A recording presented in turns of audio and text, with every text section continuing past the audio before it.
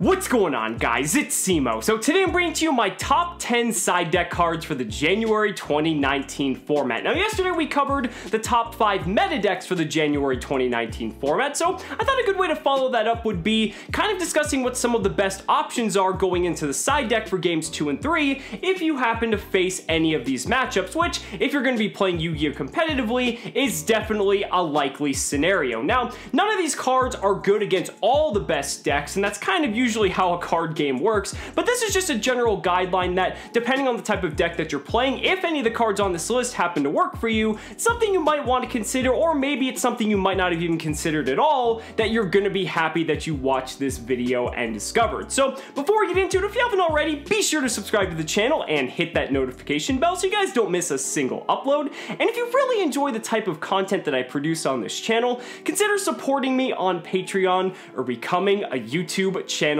member, because it's thanks to people like Jay that I'm able to bring you this content on a daily basis. So if you're interested, hit the join button down below or check out the links in the description. But without further ado, let's go ahead and get right into it. Now, this list isn't in any particular order necessarily. I just kind of threw them all together just based off of what I was able to compile, both from my own experience and also from what was trending the most across side decks from pretty much the past few months. So just do keep that in mind. This isn't like worst to best in terms of top 10. It's going to be a little bit scattered, but all these cards are generally good, and just depending on what deck that you're playing, it may or may not work out for you. So starting off at number 10, we have DENKO SEKKA. Now, obviously DENKO SEKKA is going to be completely worthless against your combo decks like Dark Warrior, which is going to be running around, trying to summon out Rangaminiad or Gumblar you for 6. But when you're going up against your more control-based matchups, your Sky Striker, summoning DENKO and just locking out their entire back row can be really, really good. Same thing goes for Altergeist.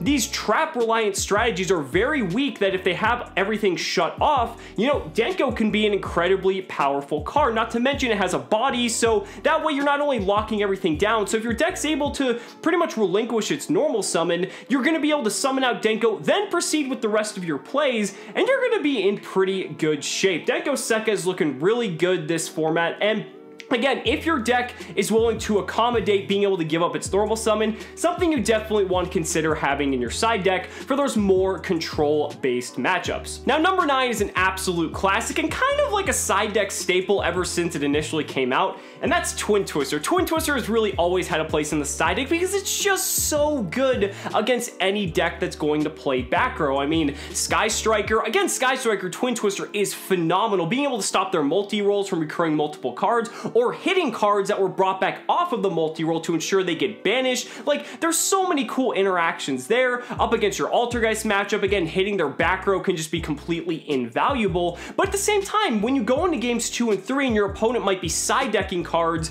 that maybe floodgate you out, Twin Twister is a phenomenal tool to counter side, so that way you have a card that's going to be able to pretty much go toe-to-toe with whatever floodgate they may throw your way. It's just such a good card. Having the discard cost really doesn't matter with a lot of decks, because most of the time there's cards you want to get into the graveyard, like with Sky Striker, you want to get more spells into the graveyard. There's just so many cool interactions that this card pretty much inspires, and definitely has to be something that you have to consider at least every single time you're preparing your side deck. Going on to number 8, though, is Artifact LANCEA. Now, LANCEA is pretty neat because it hits some other decks that we haven't really talked about yet. First off, Thunder Dragons. Thunder Dragons do a ton of banishing, and banishing is realistically how Thunder Dragons acquire a ton of its resources and really what gets its engine going. So by being able to have a card that can just flat out stop them from playing, it's almost kind of like a pseudo-dimensional barrier to an extent, although rather than targeting like the extra deck, you're targeting their main monsters, and if they can't really get going, they're not really going to be able to establish a full board of like multiple Colossus, so that's going to put you in really good shape. But it also hits the Dark Warrior strategy as well. A lot of the cards in this deck do banish themselves to either generate some sort of advantage. I mean, you're looking at Malicious, you're looking at all the different Phantom Knight monsters. There's so many cards in this deck that banish that LANCEA can just completely shut that deck down and prevent you from getting, hit by Rangaminiad or whatever variant of Dark Warrior that your opponent may be playing.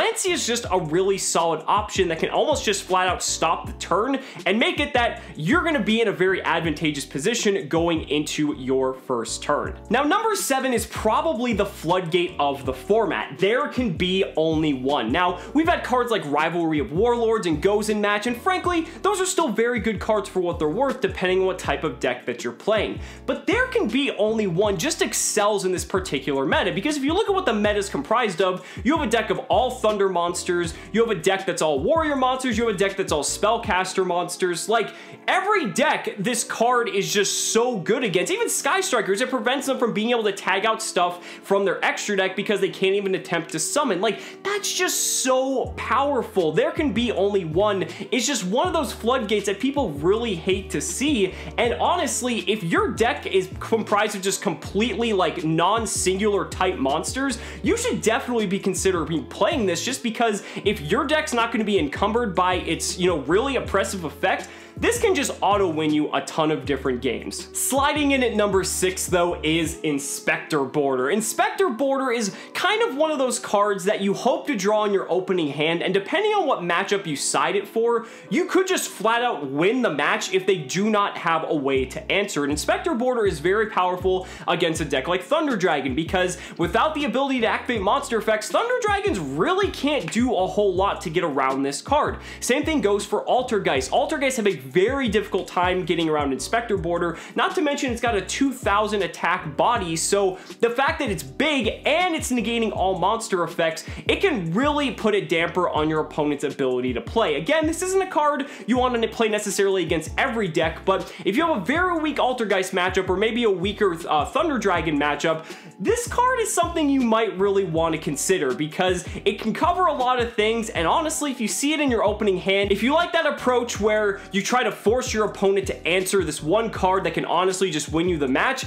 Inspector Boarder might be the card for you. Now, making its way in at number 5 is Mind Control. Mind Control is probably one of my favorite side deck cards of the format, because it's one of those cards that's just really good against everything. I mean, you look at Sky Striker, being able to take one of their monsters and get rid of it. Like, if you have Sky Strikers in your own extra deck, you can get rid of the Ray, or you can just link it off and it's not going to trigger the Ray in the graveyard. Like, that's just so powerful. And then you also have Thunder Dragons. Thunder Dragons have all this immunity to different effects, but Mind Control is one of the cards that they cannot get around. So you can take one of the Thunder Dragons, you can just do something with it. It's just so flexible. I mean, being able to take link monsters to link into higher link monsters that you have in your extra deck, there's just so much application for a card like this, and it's honestly, ever since Link Summoning has been released, one of the best side deck cards we've ever seen, just because of the versatility that the card provides. It's a normal spell, it's not once per turn. There's just so much upside with this card that it definitely had to make it onto this list somewhere or another. Now, coming in at number 4, we have ourselves another hand trap, and that is Ghost Reaper and Winter Cherries. Now,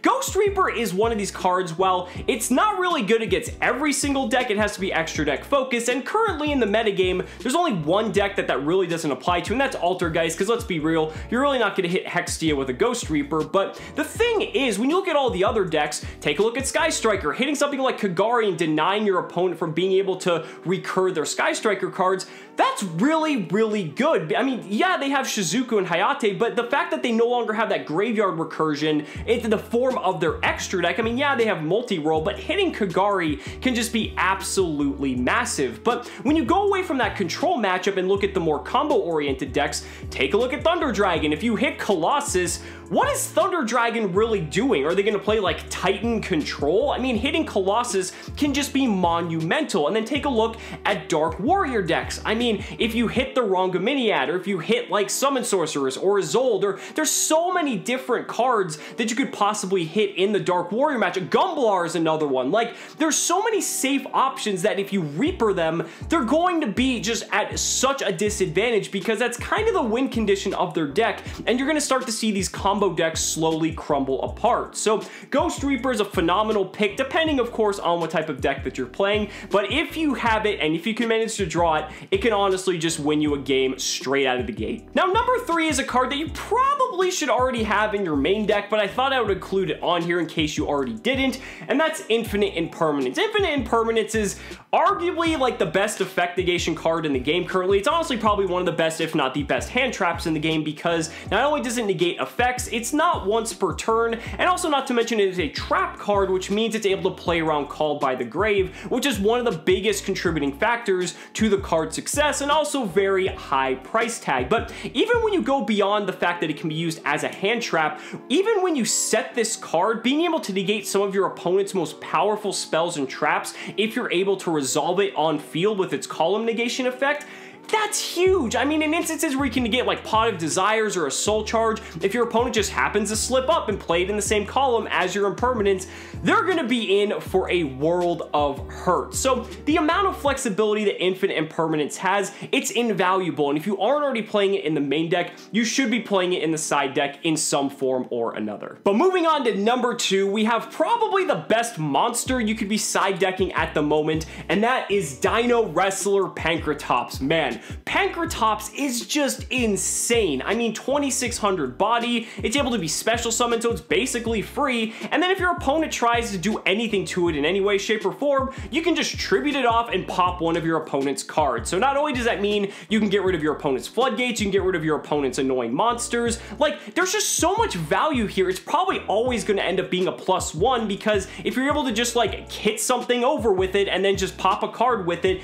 you've gotten so much value out of that PANKRATOS already. The really only bad matchup for PANKRATOS in the meta is Thunder Dragon. That's because the Thunder Dragons are really big and they're also immune to being destroyed. But aside from that though, against Sky Striker, PANKRATOS is insane. Against Altergeist, it's insane. You know, against the Dark Warrior decks, it can be really good. And then when you look at the Rogue matchups, man, PANKRATOS can just put in a ton of work. This card should be seeing some play in your side deck in some way, and if not, I mean, who knows? It just depends on the deck, of course, but man, such a powerhouse card. I still can't believe this card is only a common, but definitely worthy of the number 2 slot. But there's still one card that manages to outclass the rest. So for the number 1 side deck card for January 2019, if you haven't already figured it out, it's evenly matched. Now, out of everything we've talked about, you know, I kind of said at the beginning of the video, there are cards on this list that are really only good against particular matchups and better in some than others.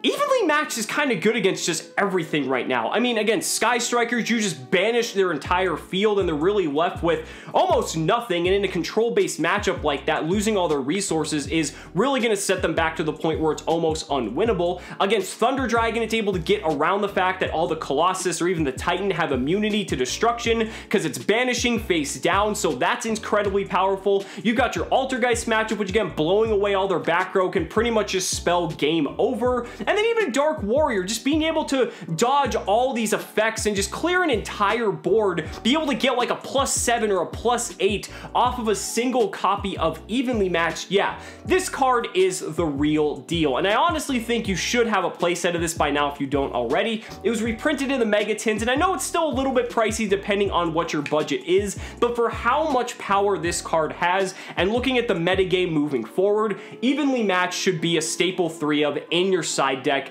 for now and for going into the foreseeable future. But guys, those are just my thoughts. Let me know down in the comments what you guys think about your top side deck cards for the January 2019 format. I'd really love to hear your thoughts. Guys, thank you so much for watching the video. Be sure to like the video as always. Subscribe to the channel for more amazing Yu-Gi-Oh content. And if you found this video helpful, consider supporting me on Patreon or becoming a YouTube channel member. Because just by showing your support in any way that you can, you're investing in my ability to continue bringing you amazing Yu-Gi-Oh content. So thanks so much again, and we'll see you next time.